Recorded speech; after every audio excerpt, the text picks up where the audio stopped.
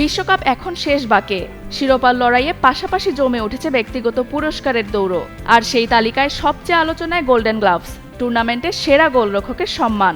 দুর্দান্ত save, clean sheet আর নকআউটে দলের শেষ ভরসা হয়ে ওঠা গোলকিপারদের মধ্য থেকেই বেছে নেওয়া হবে এবারের সেরাকে। অনেকেই মনে করেন গোল্ডেন গ্লাভস ট্রফিটি খাঁটি সোনার তৈরি।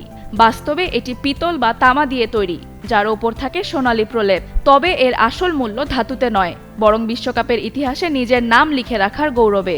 সেমিফাইনালের আগে এই পুরস্কারের দৌড়ে এগিয়েছিলেন ফ্রান্সের মাইক মাইনিয়ান।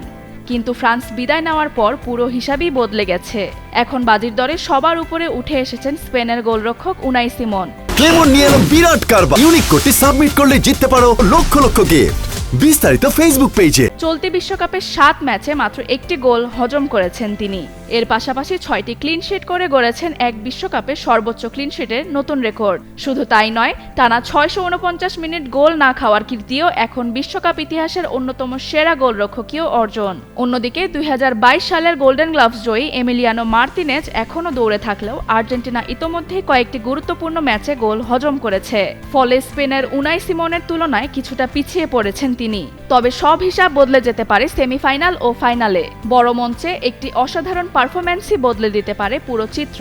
তারপরও বর্তমান ফর্ম, পরিসংখ্যান ও ধারাবাহিকতা বিবেচনায় গোল্ডেন গ্লাভসের সবচেয়ে শক্তিশালী দাবিদার এখন স্পেনের উনাই সিমন। শেষ পর্যন্ত বিশ্বকাপের সেরা গোলরক্ষকের মুকুট কার মাথায় ওঠে, সেটাই এখন দেখার অপেক্ষা।